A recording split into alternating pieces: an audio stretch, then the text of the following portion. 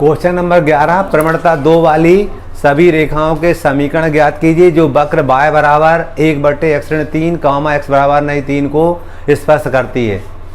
इस सवाल को करने के लिए हम सबसे पहले जो वक्र दिए रहता है उस वक्र के समीकरण को समीकरण नंबर 1 कहेंगे।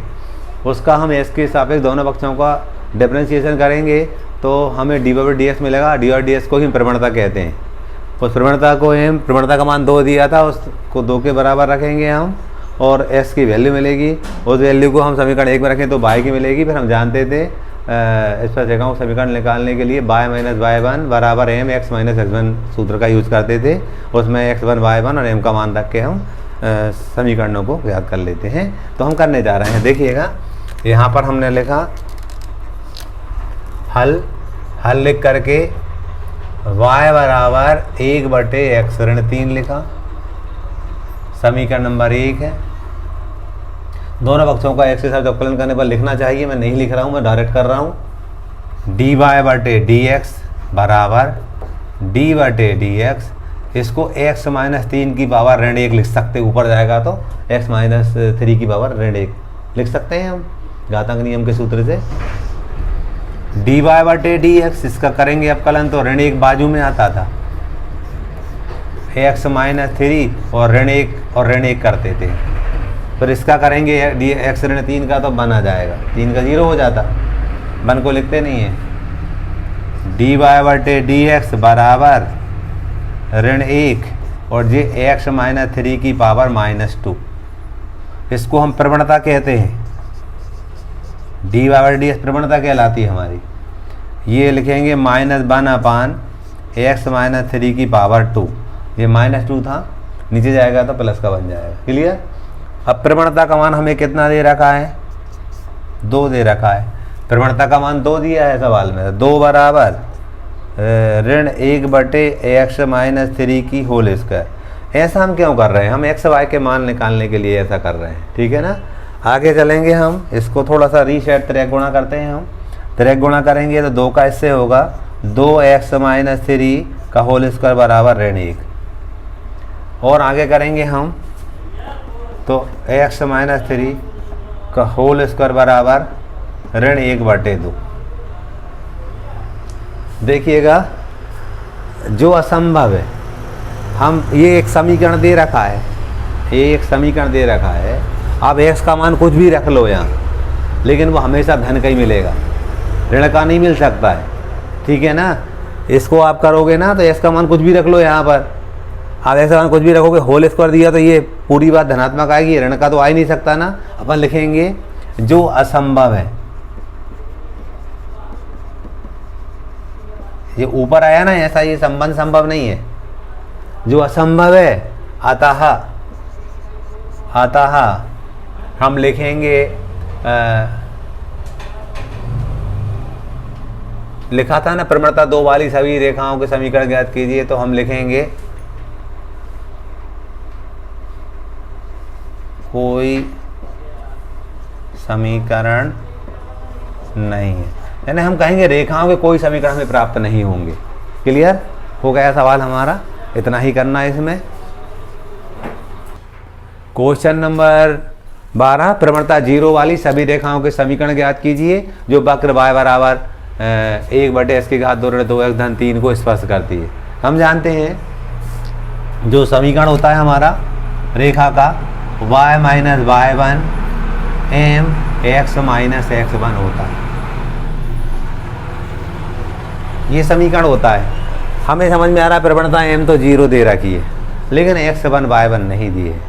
x1 y1 ज्ञात करने के लिए दिए हुए वक्र को समीकरण नंबर 1 कहेंगे। एक बार उसका अवकलन करेंगे, वो अवकलन को हम प्रवणता कहते हैं, उसका मान 0 रखेंगे तो s का मान मिलेगा, s के मान को हम समीकरण 1 में लौटाएंगे तो y मिलेगा, वहाँ से हमें x1 y1 मिलेंगे, यहाँ पर रख देंगे तो हमें अभिष्ट स्पर्श रेखाओं के समीकरण मिल जाएंगे, ठीक है। तो देखिएगा हल लिखा हमने, हल लिख करके y बराबर 1/x² ऋण 2x धन 3 समीकरण नंबर 1 कह दिया। दोनों पक्षों का s के सापेक्ष अवकलन करेंगे हम। dy/dx बराबर d/dx s की घात 2 ऋण 2x धन 3 की पावर ऋण 1 लिख सकते हैं। क्यों लिख सकते हैं? ये ऊपर जाएगा तो ऋण का बन जाएगा, कर सकते हैं साहब। आगे dy बटे dx बराबर ऋण एक बाजू में आता था, अपकरण का पहला सूत्र है, और ऋण एक में से ऋण एक कम होता था, तो यहाँ पर लिखेंगे हम s की घात 2 ऋण 2x धन 3 ऋण 1 और ऋण 1 ऐसा लिख दिया। फिर हम क्या करेंगे, कोष्टक वाले का करेंगे, तो ये मिलेगा हमें 2x ऋण 2 3 का 0। सबसे पहले घात का किया तो ये आया, और अंदर वाले का किया तो s की घात 2 का 2x हुआ, और ऋण 2s का ऋण 2 होगा, x का 1 हो जाता था, और 3 कांस्टेंट है तो 0 बन गया। क्लियर? हम जानते हैं dy/dx को हम प्रवणता कहते हैं। क्या कहते हैं? इसको हम प्रवणता कहते हैं। ये देखेंगे आप, ऋण था, ये 2x ऋण 2 है, पूरे के बटे में x की घात 2 ऋण 2x धन 3 की पावर 2 धन का 2 हो जाएगा। ऋण 1 ऋण 2 होता, और वो नीचे जाएगा तो धन का बन जाएगा। अब प्रवणता का मान हमें क्या दे रखा था? 0। ऐसा हम क्यों कर रहे हैं? x और y के मान, x1 y1 के मान निकालने के लिए हम ये कर रहे हैं। तो प्रवणता का मान 0 रखा हमने, 0 बराबर ऋण 2x ऋण 2 बटे x की घात 2 ऋण 2x धन 3 की संपूर्ण घात 2। इस 0 के बटे में 1 लगा सकते हैं। अब त्रिक गुणा करेंगे हम, त्रिक गुणा करेंगे तो आप देखोगे 1 का गुणा इससे होगा ऋण 2x ऋण 2, और 0 का इससे होगा तो ये पूरा 0 बन जाएगा। अगले पद में ऋण का भाग देंगे तो ये मिलेगा 2x ऋण 2 बराबर 0। ऋण का भाग देंगे तो 0 का अगर ऋण लगाएंगे वो तो 0 का ऋण या धन 0 ही रहेगा। अगले पद में हम लिखेंगे इसको 2x बराबर 2, तो x बराबर हमारा 2/2 यानी 1 आ जाएगा। अब क्या करेंगे हम, जो हमारा समीकरण 1 है, 1 में x बराबर 1 रखने पर तो y बराबर 1/1 की घात 2 ऋण 2 गुणित 1 धन 3, y बराबर 1/1 ऋण 2 धन 3, y बराबर 3 और 1 4, 4 में 2 गए 2, तो 1/2 है ना। हम कहेंगे अर्थात जो बिंदु है हमारा, हम x y जो निकालें, क्या निकाले, x का मान हमने 1 निकाला, y का 1/2 आया। इसमें मान रख देंगे हम आविष्ट समीकरण, आविष्ट स्पर्श रेखा का समीकरण y माइनस y1 का मान 1/2 होगा, m का मान 0 है, m का मान ये क्या 0 दे रहा है प्रवणता हमें, x1 का मान हमारे पास क्या है 1 है।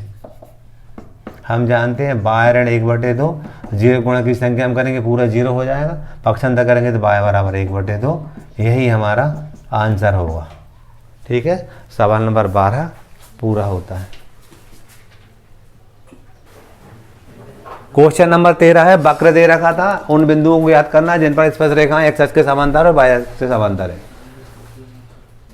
तो इसको करने के लिए सबसे पहले दिए हुए वक्र के समीकरण को समीकरण नंबर 1 कहेंगे हम।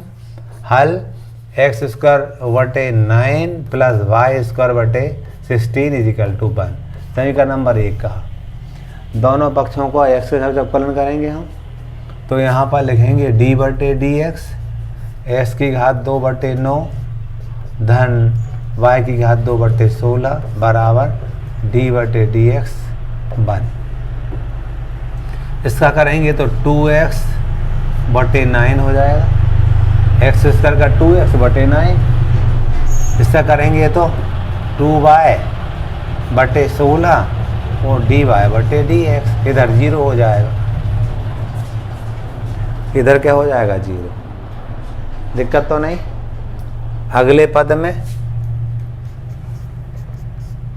2y/16 dy/dx बराबर, इसको इधर लाएंगे तो ऋण 2x/9। अगले पद में dy/dx बराबर ऋण 2x/9, इधर जाएगा तो क्या हो जाएगा 16/2y।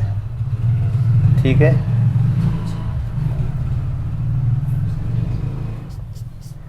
dy/dx बराबर 2 एकम 2 2 एकम 2, ये आया ऋण 16x/9y।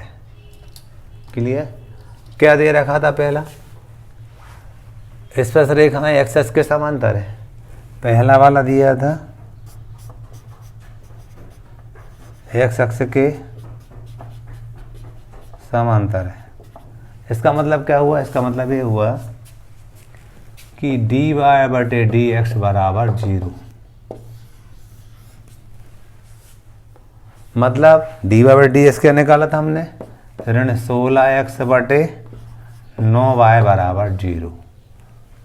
तो एक गुणा करेंगे 0 के बटे में 1 लगा सकते हैं, तो ऋण 16x बराबर 0, x बराबर 0 आ जाएगा। क्लियर। कहाँ रखेंगे इसको, समीकरण 1 में। समीकरण 1 में x बराबर 0 रखने पर एक क्या था, ये था 0 बटे 9 धन वाई स्क्वायर बटे 16 बराबर 1, या वाई स्क्वायर बटे 16 बराबर 1, या वाई स्क्वायर बराबर 16 या 4 की घात 2, यानी वाई बराबर धन ऋण 4। अभिष्ट बिंदु क्या हो जाएगा, अभिष्ट बिंदु एक्स वाई होता था, एक्स वाई यानी एक्स का मान 0, वाई का मान है ±4। क्लियर। अब सेकेंड कंडीशन दे रखी थी, और वाई अक्ष के समांतर, इसका मतलब 1 बटे ऋण डी वाई बटे डी एक्स बराबर 0। ये उसके लंबत हो जाती तो लंबत की शर्त लग जाती है, अभिलंब वाली है। 1 बटे, इसका मान क्या निकाला हमने, ये निकाला, तो ऋण 16x बटे 9y बराबर 0। ये 9y ऊपर चला जाएगा, 9y बटे 16x बराबर 0 बटे 1। तो एक गुणा करेंगे हम तो 9y बराबर 0, तो ये y बराबर 0 आ गया। इसको कहाँ रख देंगे हम, समीकरण 1 में y बराबर 0 रखने पर। एक कहाँ है हमारा, ये है, y 0 लेंगे हम इसमें तो एक्स स्क्वायर बटे 9 बराबर 1 आ जाएगा, क्योंकि जे पर 0 हो जाएगा पूरा पूरा। तो ये एक्स स्क्वायर बराबर 9 यानी 3 की घात 2, तो एक्स बराबर धन ऋण 3 आ जाएगा। अभिष्ट बिंदु हमारा, अभिष्ट बिंदु एक्स वाई था, और हमें एक्स वाई का एक्स का मान निकाले ±3 और वाई का निकाले 0। इस टाइप से हमारा आंसर हो जाएगा।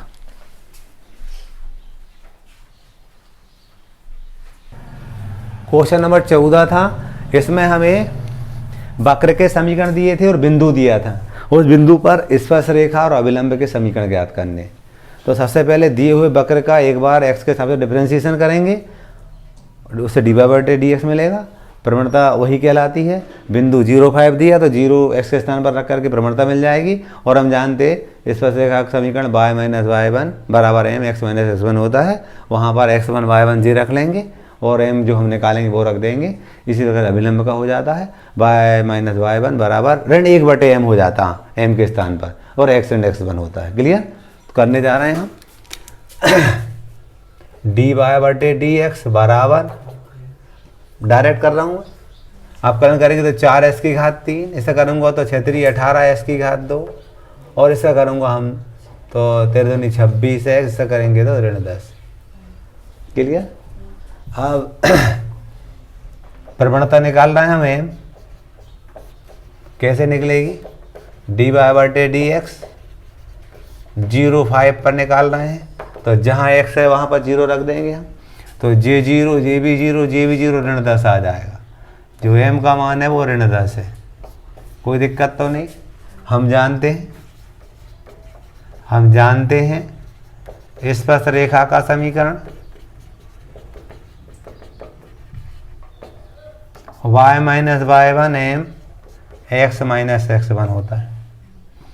y माइनस y1 हमें बिंदु दे रखा था, देखो 0,5 दे रखा था, तो जे x1 है और जे y1 है, और 0 माइनस 5 m का मान है ऋण 10, और x का मान हमारे पास x ही है, x1 का मान 0 है।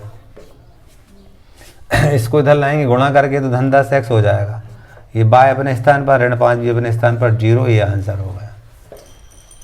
ये दोनों अपने स्थान पर है, इसको इधर लाए तो धन का 10x हो जाएगा। क्लियर। अब दूसरा हम यह भी जानते हैं अभिलंब का समीकरण, अभिलंब का समीकरण।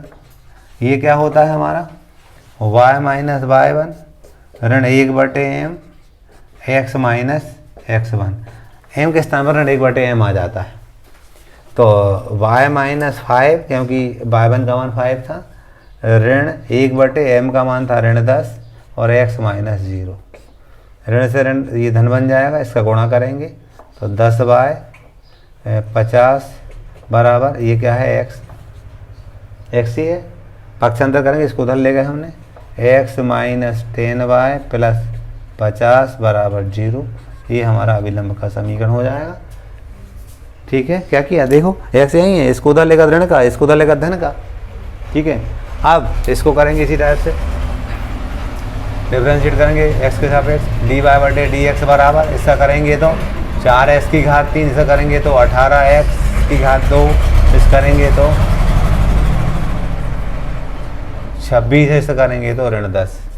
क्लियर, ये हमने इसको डिफरेंशिएट किया है, डायरेक्ट कर दिया मैंने।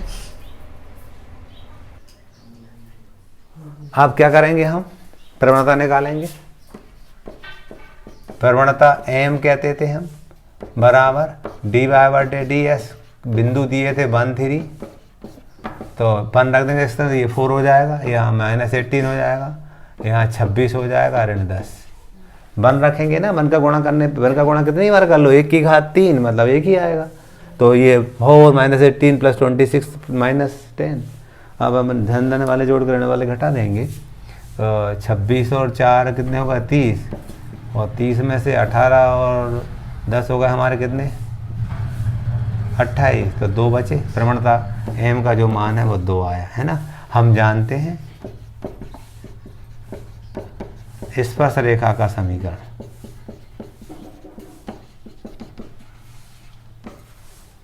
y minus y one m x minus x1 से हम निकालेंगे।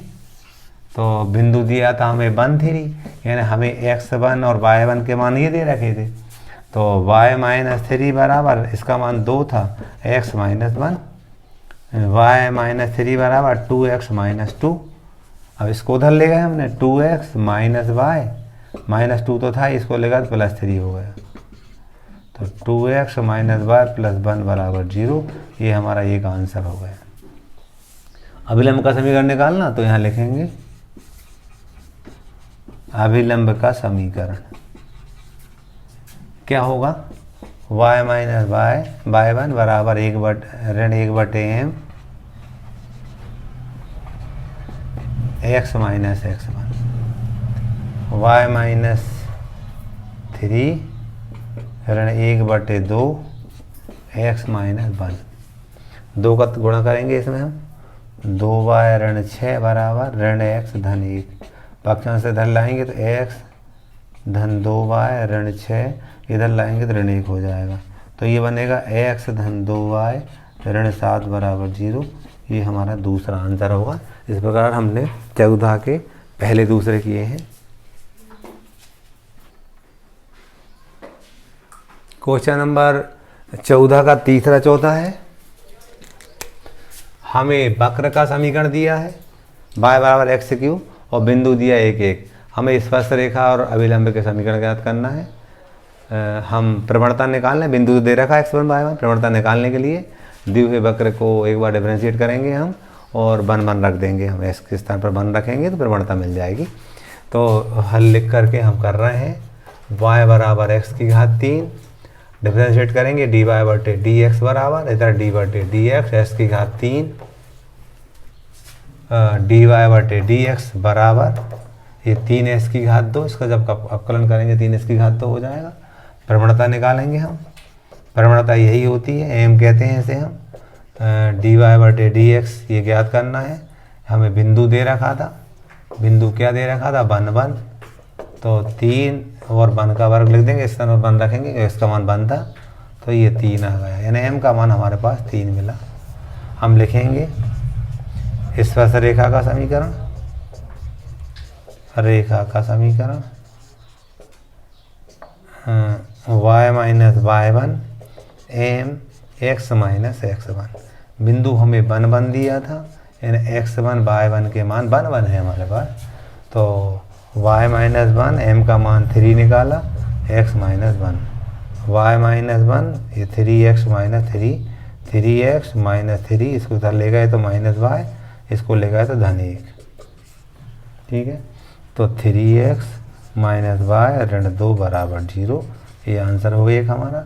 अब निकालना अभिलंब का समीकरण, तो यहाँ लिखेंगे अभिलंब का समीकरण y माइनस y1 बराबर ऋण 1/m x minus x1, y minus 1 ऋण 1/3 x माइनस x माइनस 1, गुणा करेंगे 3y ऋण 3 बराबर ऋण x धन 1, पक्षांतर करेंगे x धन 3y ऋण 3 ऋण 1, हमने ऋण x से लाया धन x बन गया, धन 1 से लाया ऋण 1 बन गया, बाकी वो y वाले और बाकी साथ जो 3 था वो वही था। तो x धन 3y ऋण 4 बराबर 0, ये हमारा दूसरा आंसर हो जाएगा। इसी टाइप से सेकंड वाला क्वेश्चन फोर्थ वाला है हमारा नेक्स्ट वाला, तो इसको भी डिफ्रेंशिएट करेंगे dy/dx बराबर, इसको 2x लिख सकते हैं हम। अब प्रवणता निकालें, क्यों ऐसा करेंगे, x स्क्वायर का 2x हो जाएगा, डायरेक्ट कर दिया मैंने। अब प्रवणता लिखेंगे हम, प्रवणता m बराबर dy/dx, बिंदु दिया था हमें क्या 0 0, तो 2 इंटू 0 0 आ गया, m का मान 0 आ गया। अब लिखेंगे यहाँ पर हम स्पर्श रेखा का समीकरण y माइनस y1 बराबर m x minus x1, y minus 0, क्योंकि x1 y1 0 दिए हैं, m का मान भी 0 है, तो y बराबर 0 आ गया। अब अभिलंब का समीकरण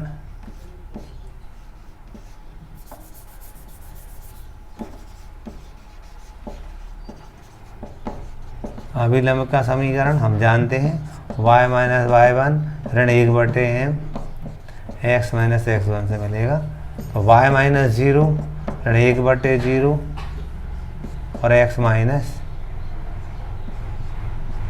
0,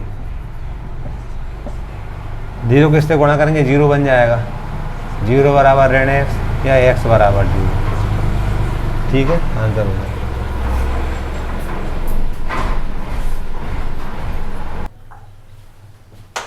हमें वक्र के समीकरण दे रखे थे, 14 का 5वां था, x बराबर cos t और y बराबर sin t और t बराबर π/4 पर स्पर्श रेखा और अभिलंब के समीकरण ज्ञात करना था। हम जानते हैं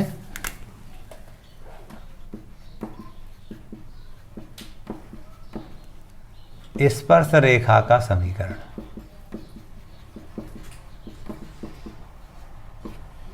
y minus y1 m x minus x1, ये सूत्र होता है। तो x1 y1 बिंदु दिख नहीं रहा, x1 y1 ज्ञात करेंगे और m ज्ञात करेंगे।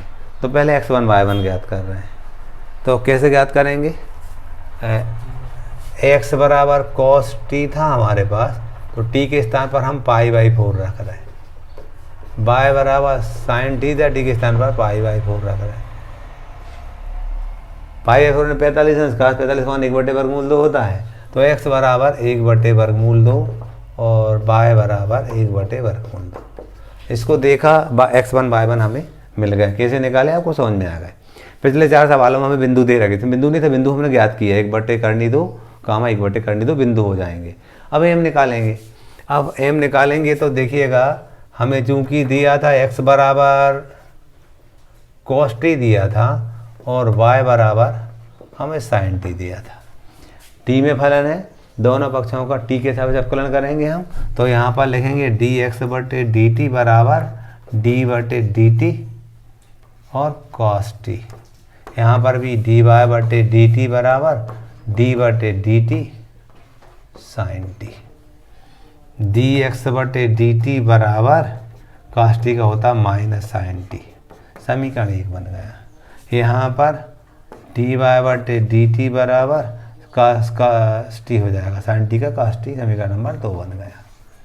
अब क्या करते हैं हम, 2/1 करेंगे तो हमें dy/dx मिलेगा, इसमें इसका भाग देंगे dt कट जाएगा और cos cos t बटे माइनस साइन टी, ये हो जाएगा माइनस कॉट टी। cos बटे साइन माइनस cos बटे साइन है तो वो cos होता था, कॉट होता था, कॉट लिख दिया और ये t लगा दिया। अब आगे आप देखोगे dy बटे dx, और t का मान हमें दे रखा था π/4। क्या निकालना है? प्रवणता, प्रवणता m निकालना है हम। तो यहाँ पर हम माइनस कॉस π/4, तो ये -1 हो जाए। क्यों? हम जानते हैं cot 45 अंश का मान 1 होता है और ऋण लगाया आगे वाला, तो ये m का मान ऋण 1 हो गया। अब इसमें मान रख देंगे बाय माइनस, बिंदु निकाला था हमने 1/वर्गमूल 2, 1/वर्गमूल 2, यानी ये हमारा x1 और y1 हो गया था। ऋण 1/वर्गमूल 2, इसका मान हम ऋण 1 रख देंगे और ये x माइनस 1/वर्गमूल 2। अंतर गुणा कर देंगे, पक्षांतर कर देंगे तो हम समीकरण पे पहुंच जाएंगे हमारे। और ऐसा भी सही, इतना भी आगे करेंगे हम। तो देखिएगा √2 को गुणा कर दे रहे प्रत्येक पद में हम, तो √2 बाय ऋण 1 बराबर ऋण, इसमें करेंगे ऋण √2x ऋण का धन 1। प्रत्येक पद में वर्गमूल 2 को गुणा कर दिया हमने, तो ये वाली स्टेप मिल गई हमें। ठीक है, अब पक्षांतर करके इधर लाएंगे √2x प्लस √2y, ये ऋण 1, इसको इधर लाए ऋण 1 बराबर 0, तो √2x प्लस √2y ऋण 2 बराबर 0। ठीक है, इतना भी सही, और आगे भी कर सकते हैं मैंने इसको, इतना भी सही है। √2 का भाग देंगे तो x प्लस y माइनस √2 बराबर 0 हो जाएगा। √2 का भाग देंगे हम तो ये क्या बन जाएगा? x प्लस y माइनस √2 बराबर 0। √2 का भाग देने पर, क्योंकि इस 2 को √2 वाले तो एक बार कट कर जाएगा, एक बार बचेगा वहाँ। आगे अभिलंब है, इसी प्रकार अभिलंब का समीकरण क्या लिखेंगे हम? y माइनस y1 ऋण 1/m x माइनस x1, तो y माइनस 1/वर्गमूल 2 ऋण 1/1 और x माइनस 1/वर्गमूल 2। एक्चुअल में ये धन का 1 बन जाएगा। अब √2 को गुणा कर √2 बाय माइनस 1, यहाँ पर √2x ऋण 1। ठीक है, अब इसको उधर ले जाएंगे तो क्या मिलेगा? √2x माइनस √2y धन 1, और ये वाला चाहो तो ऋण 1 से ये वाला 1 कट गया बराबर 0। √2 का भाग देंगे तो x ऋण y बराबर 0 या x बराबर y। ठीक है, इस टाइप से हमारा आंसर हो जाता है।